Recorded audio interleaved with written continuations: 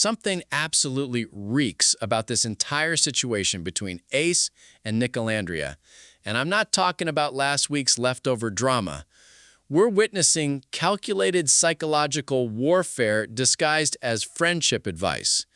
When Love Island USA Season 7 star Ace Green sat down for that infamous podcast interview questioning whether Nick and Olandria's relationship is authentic, he wasn't just spilling tea. He was serving an ice-cold revenge plot months in the making. The way Taylor from Love Island has been co-signing this narrative while conveniently forgetting his own messy villa behavior? Pure comedy.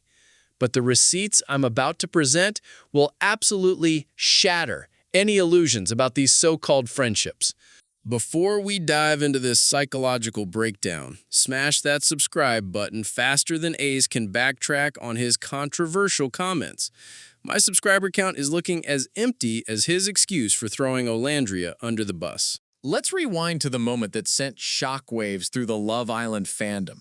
Ace's appearance on the Speedy Mormon podcast wasn't some spontaneous moment of honesty. This was a calculated strike designed for maximum impact.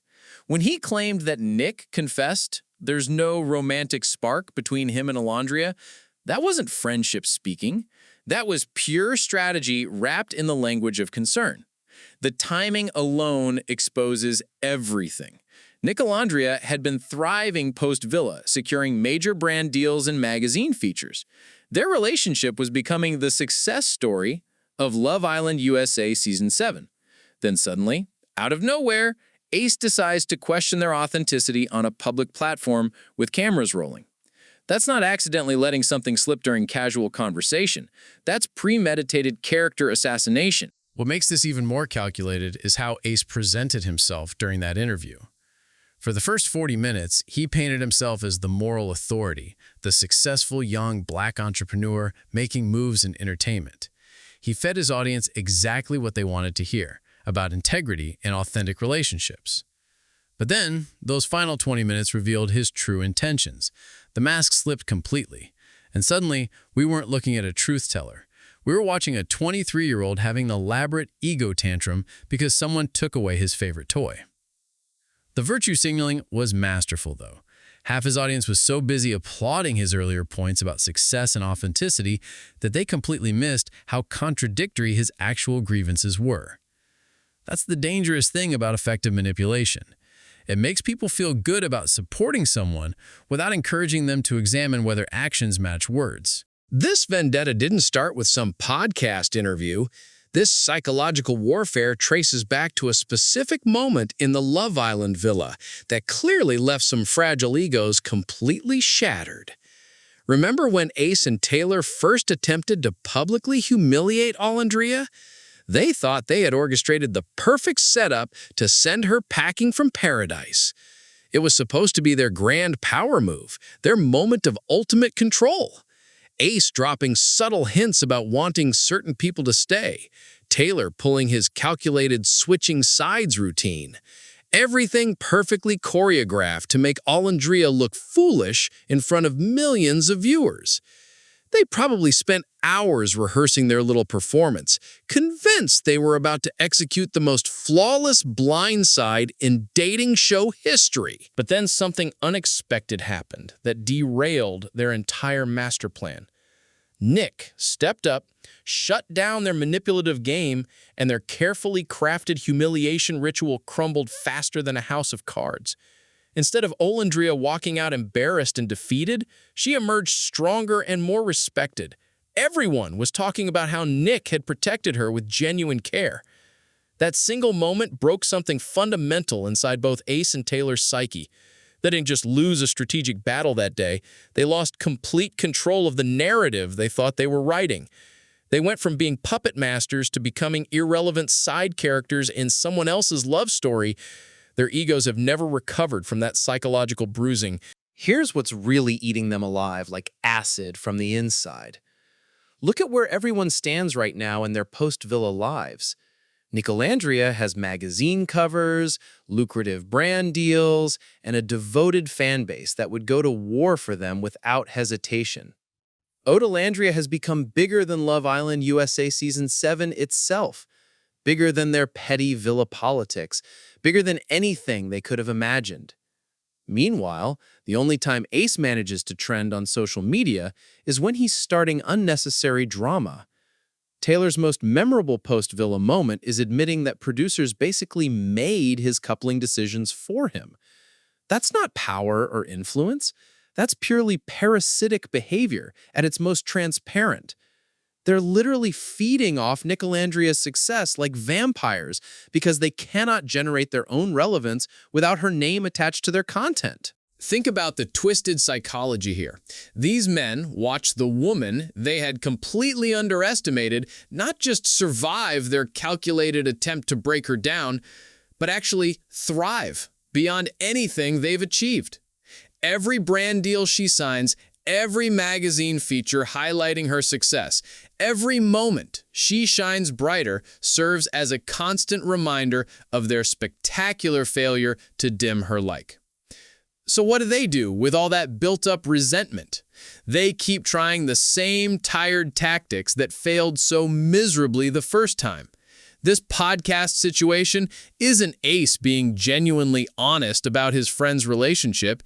It's round 2 of the exact same manipulative game plan that backfired spectacularly in the villa. If you're enjoying this psychological deep dive into Love Island drama, hit that subscribe button.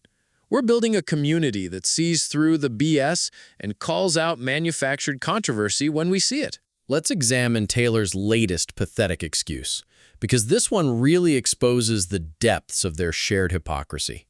During his recent appearances, he admitted that producers influenced his decision to stay coupled with Olandria, claiming it wasn't his authentic choice. But here's the million-dollar question nobody's asking directly. If that story is true, why didn't he tell her the truth in real time? We witnessed other islanders in that exact same villa environment say, "I'm not interested," without hesitation. But Taylor made a conscious choice to play along with what he now claims was producer manipulation.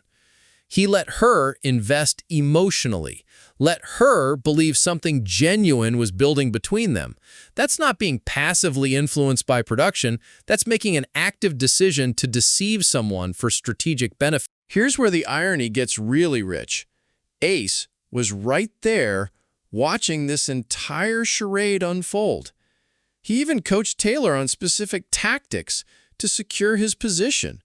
We have actual footage of Ace giving Taylor detailed advice on how to manipulate coupling situations to his advantage. But now this same man wants to stand on his moral soapbox talking about integrity and authentic relationships. He wants us to believe he's a beacon of truth, while simultaneously admitting he was completely complicit in helping deceive Olandria. The math isn't adding up, and their hypocrisy is showing more clearly than a neon sign in Times Square. If Ace genuinely had legitimate concerns about Nicolandria's relationship, if this was really about friendship and honest communication, he's had countless opportunities for private conversations. They were together at Disney events, at the reunion special, at various industry gatherings. They've had literal months to clear the air in a respectful conversation. But instead of choosing private dialogue, he deliberately chose to air his grievances on a public podcast platform, knowing exactly how damaging the fallout would be. That's not transparency or authentic concern. That's calculated theater designed for maximum impact. That's a premeditated decision to cause the most damage possible when all eyes would be watching. When someone carefully times their supposed honesty to inflict maximum pain and public embarrassment, you have to question whether it's really about truth or just revenge dressed up in authenticity language. What we're witnessing is textbook revenge psychology in action. When someone's ego gets wounded publicly, especially in front of millions of viewers, the desire to restore their sense of power can become absolutely consuming. Ace and Taylor experienced very public failure when their original plan backfired so spectacularly.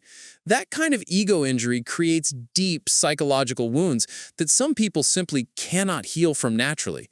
Instead of using the experience for personal growth, they remain stuck in that exact moment, desperately trying to recreate the power they lost. Let's zoom out and discuss the bigger picture, because this situation represents something significantly larger than typical Love Island drama. Olandria is a dark-skinned black woman who entered that villa knowing she would face additional layers of scrutiny and skepticism that other contestants might never encounter. She's successfully navigated death threats, constant questioning of her authenticity, and relentless speculation about every aspect of her relationships. Instead of her former villa friends working to ease that unfair burden, they've deliberately chosen to add to it with their public attacks. Instead of using their platforms to uplift someone facing unique challenges, they've weaponized their voices to systematically tear her down. That's not just personally disappointing, it's culturally harmful on a broader level. When black women are already fighting for basic respect in spaces that weren't originally designed to include them, the absolute last thing they need is calculated sabotage from people who should be allies. The fans who consistently defend Nicolandria understand this dynamic perfectly. They're not just supporting a cute couple. They're supporting the principle that black women deserve loyalty and celebration of their achievements without constant questioning. The contrast with Nic's behavior is absolutely instructive. He's consistently shown what genuine supportive partnership looks like, what it means to be secure enough that your partner's success feels like a shared win rather than a personal threat. That's mature, masculine energy that builds rather than destroys relationships. At its core, this entire situation comes down to one simple question. What does real friendship look like in practice? Is it supporting someone's success, even when it surpasses your own achievements? Is it protecting their reputation instead of exploiting their vulnerabilities for personal gain? Is it addressing conflicts privately before airing them publicly for entertainment? The answer seems obvious, but apparently needs stating directly. Real friends don't weaponize private conversations for public content. Real friends don't time their supposed concerns for maximum damage. Real friends don't build their own relevance on someone else's pain and vulnerability. What Ace and Taylor have demonstrated isn't friendship at all. It's transactional relationships masquerading as loyalty, ego protection disguised as honesty and concern. They've revealed that their connection to Olandria was always conditional on her staying in what they considered her proper place in their hierarchy. When she exceeded those limitations, when she achieved success they couldn't control, their true colors emerged completely. The response from Nicolandria themselves was absolutely perfect in its maturity. Instead of engaging in messy public back and forth that would only generate more drama, they responded with grace and united strength, letting their genuine relationship speak for itself.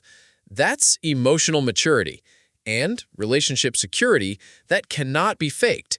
And it stands in sharp contrast to the chaos their former villamates continue creating for attention. Social media has transformed this situation into a spectator sport, but it's also revealed something important about audience intelligence.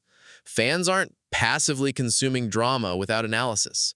They're actively examining motivations, calling out inconsistencies, and holding reality stars accountable for their actions. The immediate backlash to Ace's comments wasn't random mob mentality. It was a collective recognition that his timing, motives, and methods were fundamentally wrong. For Ace and Taylor, this controversy has revealed something about their character that cannot be unseen. They've shown their friendship was always conditional, their loyalty purely performative, and their integrity completely negotiable when their egos are involved. That has real consequences in an industry where relationships and reputation matter more than almost anything else. Trust, once broken this publicly, is incredibly difficult to rebuild. Other reality stars, potential collaborators, and major brands all take note when someone demonstrates they're willing to throw friends under the bus for temporary relevance. For Nicolandria, this situation has only strengthened their position. They've handled coordinated attacks with genuine grace, they've let their relationship speak for itself through actions rather than words, and they've shown what it looks like to rise above drama instead of rolling around in it. If you really believe in supporting content that goes deeper than surface-level gossip, that analyzes the psychology behind the headlines, and stands up for people who deserve better treatment, then subscribe right now. Help me build a community that values truth and accountability above cheap entertainment. Because at the end of the day, we all deserve friends who stand beside us when the world wants to tear us down, not friends who hand the world the weapons to do it more effectively.